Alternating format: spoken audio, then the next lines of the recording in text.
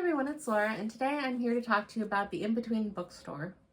So I picked this book up purely on vibes, basically. I was drawn to the cover when I was in Barnes & Noble in February of this year. Anything with a book or bookstore in the title, I'm sure to be drawn to. And then the description sounded interesting enough. It says, when Darby left Oak Falls for college in New York City, all he wanted was to get as far away as possible, find a community where he could start fresh, and finally forget about his childhood best friend Michael and just how painfully their friendship ended. Now, about to turn 30, Darby suddenly finds himself unemployed. With no better alternative and questioning where he really belongs, he moves back to his hometown. But the changes in Oak Falls, a planned community with his mother's new condo, the trendy coffee shop, make him feel off balance. And Michael's still here. The relationship's still distant and strained, even though they've both changed. One thing is familiar, in between books. Darby's refuge, growing up, an eventual high school job. When he walks into the bookstore, Darby feels an eerie sense of deja vu. Everything is exactly the same. Even the newspapers are dated 2009.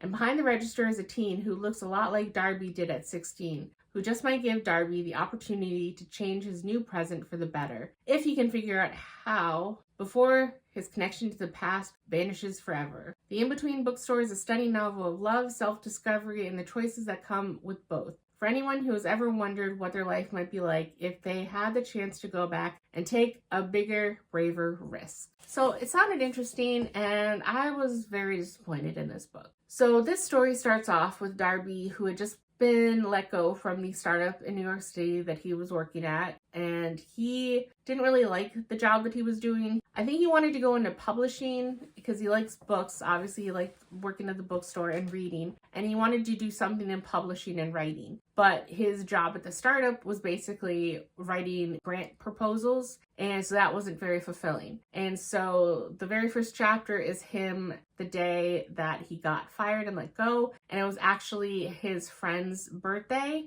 Olivia, and he was going to meet his friend group at the bar. And you find out that he is kind of sick and over the city. He's been there since college, so at this point it's been over a decade, and he's unsure what path to do because the rent in his studio apartment is increasing, and now without a job it was going to be tight with his old salary, and now with no job he doesn't know how he's going to survive, and he's kind of second guessing everything. And part of what drew him to New York City is that he was from a small town, Oak Falls, in Illinois, and he felt very othered because he's trans. And so he didn't feel like there was anyone like him in his small little hometown, and he felt he'd have a better chance of being accepted in the big city of New York. So when he finds out that his mom is going to sell the house that he grew up in and move into a new condo, he suggests going back to help her pack and move. And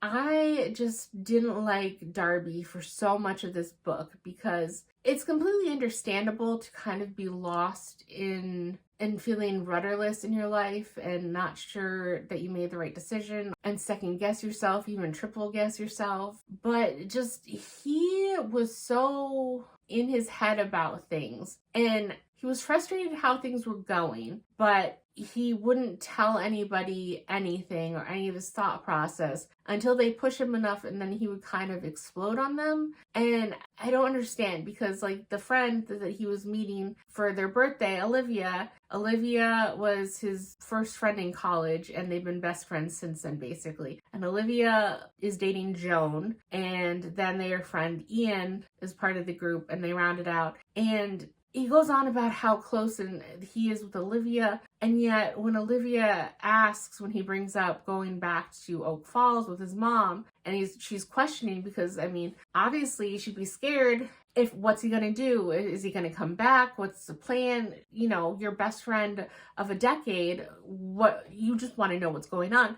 And Darby explodes at her. And then he rarely ever talks to his mom, so his mom is shocked that he agrees to come and help, or that he even suggested coming to help her move. And then when he goes back, he's very curt to her when she's just trying to be kind and helpful and be like, oh, I started watching this new British detective show where this old lady goes to small towns and she solves mysteries. Do you want to watch it with me? And he just kind of like ghosts her and I don't know. And so then when he goes to the bookstore, the one that seems to be a little weird magical realism moment where he slips through in time, he sees his pre-transition self as a cashier working in the bookstore. And then he becomes like hyper fixated on the bookstore, and he's constantly running away from his mom and his duties of helping pack up the house to go to the bookstore. And sometimes I just don't understand the whole point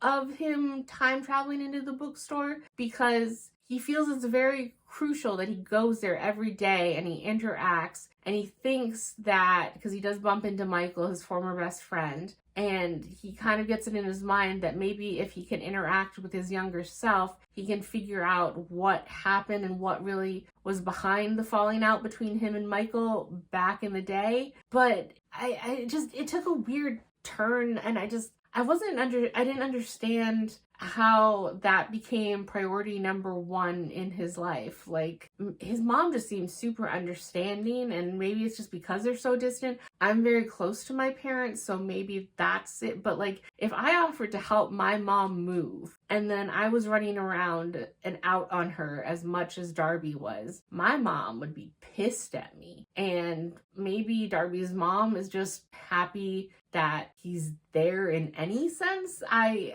don't know. It didn't make me want to really root for Darby. And I don't know.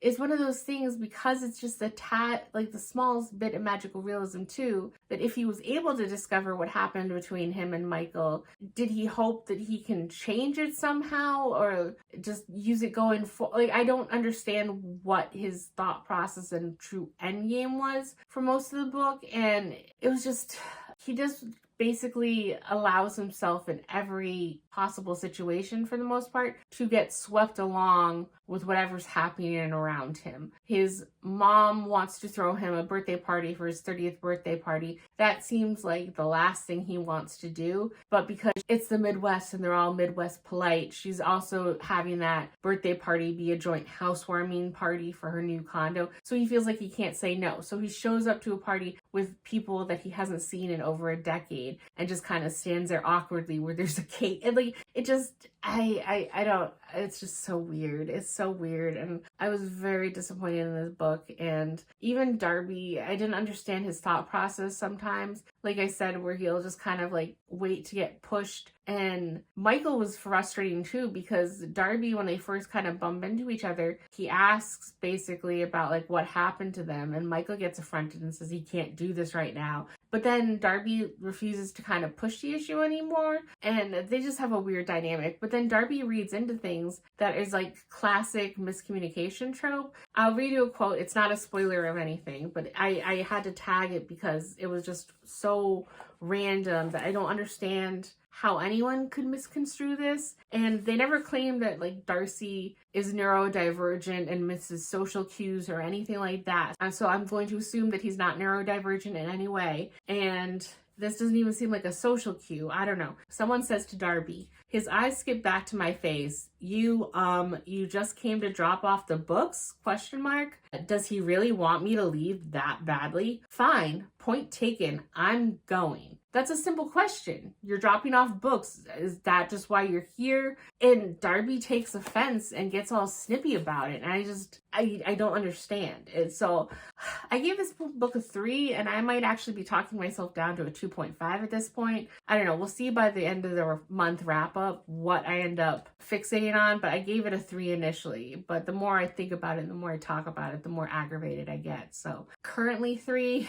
But probably going down more, and I'm gonna get rid of this book because it's a short book, okay? It is 200, how many pages? 253 pages, and it took me like a week to read this. I would pick it up, I'd read like 30 pages, I'd start yawning, and I'd put it down. I should be able to do this in one sitting, and it was so short, I felt like I needed to push through, and I was hoping, I've gotten so much better at DNFing, but I was hoping that there'd be something or would take a path that I would make me enjoy it more, and it didn't. It was an utter disappointment. So that's all for this video, and I will see you in the next one.